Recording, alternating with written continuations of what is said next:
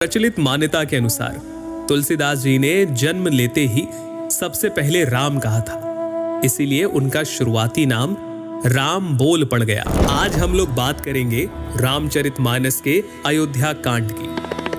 अयोध्या कांड की शुरुआत राम जी की राज्याभिषेक की तैयारियों से होती है। एक तरफ जहां अयोध्या में हर्ष और उल्लास का दृश्य था, तो वहीं देवताओं में व्याकुलता।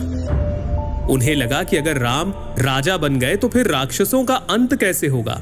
इस दुविधा को लेकर वो माता सरस्वती के पास पहुंचे और फिर माता सरस्वती ने मंथरा की बुद्धि फिराई।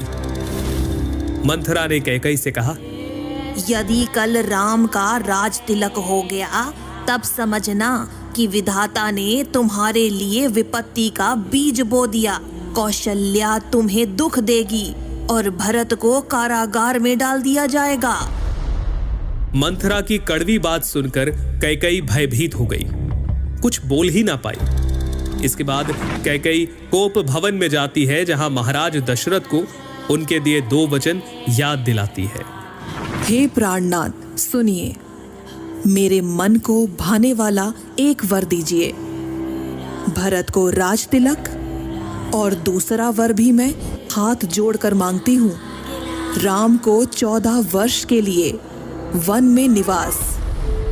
कैकई की बात सुनकर महाराज दशरथ सहम गए। उनका शरीर ऐसा हो गया जैसे ताड़ के पेड़ पर बिजली गिर गई हो। इस सूचना के बाद अयोध्या वासियों का हर्ष विषाद में बदल गया। राम, लक्ष्मण और सीता जी वनवास के लिए तैयारियां करते हैं। उनके चलते ही महाराज दशरथ मूर्छित हो गए और नगरवासियों को सोया हुआ छोड़कर वे आगे बढ़ चले। इसके बाद श्री राम श्रृंगवेरपुर पहुंचते हैं, जहां निषाद राज उनकी सेवा करते हैं और फिर केवट की नाव में बैठकर राम, लक्ष्मण और सीता माता गंगा पार करते हैं।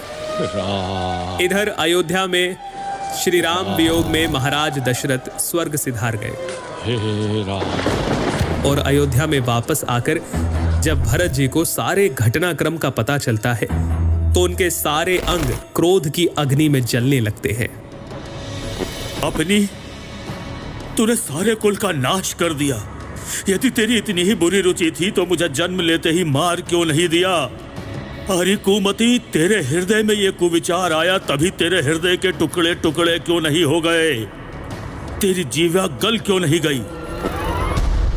श्री राम को मनाने के लिए भरत चित्रकूट पहुंचे, लेकिन प्रभु के मना करने पर उनकी चरण पादुका लेकर वापस अयोध्या की ओर उन्होंने प्रस्थान किया।